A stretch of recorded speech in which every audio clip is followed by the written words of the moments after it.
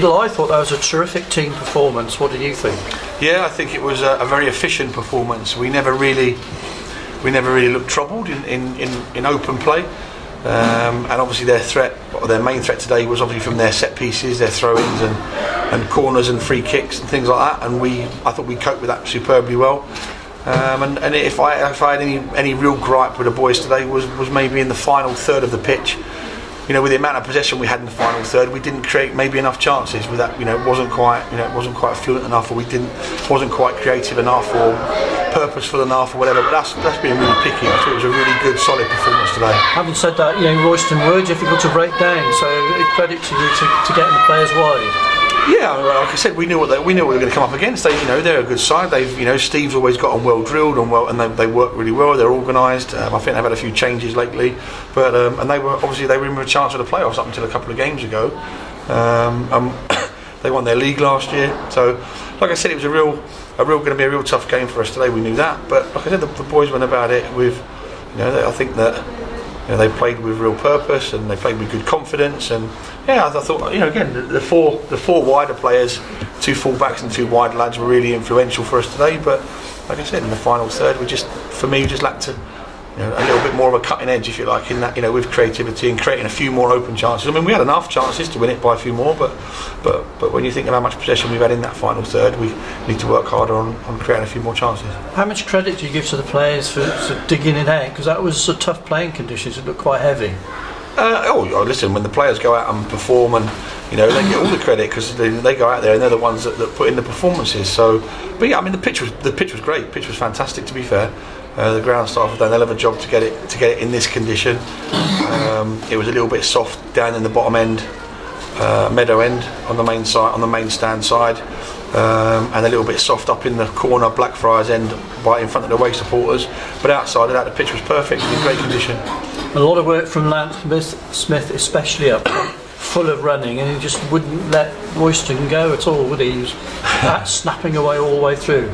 Yeah, sometimes we ask him to slow down a little bit. He does, every now and again he overruns the ball and things like that, and that's just pure willingness to do well. And but like I said, his willingness today got us the second goal with his enthusiasm to chase down the lost cause, and then he had the presence and calmness to roll it back to Rob, and he took a touch and popped it in the back of the net. And we needed the second goal as well, because it would have been a nervy, although it didn't go that way, we could have been quite nervy towards the end with only having that 1 goal lead. How much notice do you take of Kings Lynn? None. You just ignore it until the 90-minute mark? None. Talk to the players about this on, we had a small incident during the game on Tuesday where people were talking, not players, but people were talking about the scores and how the scores were going. At the end of the day, what they do is irrelevant. It's all about what we do. And, we know that if we win all of our games, then we can't be caught. Simple as. So obviously when we get back after a game and you hear the results, and sometimes they win, sometimes they lose, whatever it may be, then obviously if they've had a particularly poor result, then obviously it's good for us. But I don't expect them to slip up now. I don't expect them. They're strong. They're full of experience. They're well organised. Again, they're the best team we've played this year. So like I said, but I'm not interested in what they're doing at the moment. I'm only interested in what we do. So I think it's 5 wins and nobody can catch you. 5 more wins. Yeah, I have 7 games, so it's not much to do, is it? 5 wins out of 7. So listen, it is what it is, and we know that obviously Kettering would have had a tough game today playing Weymouth. We know that Kettering go to Kings Lynn on Monday, but like I said, that's out of our control. All we can do is we can control what we do. So we know that we've got another tough game in 2 days' time, and it's going to be a difficult one. But if the players apply themselves and play like they did today, then it gives us a much better chance of getting something from the game. Will you have to change things because it's a plastic pitch? Not a case of will I have to. I mean, I may do, but I don't think that would be out of well, we obviously need to see how John is, because obviously with his knee on the 3G might not be the ideal surface for him. But I know that if I go in there now and ask him, he'll be wanting to play. So, but obviously we've got to look at long term as well. So as in, he's had 3 hours, just over an hour now.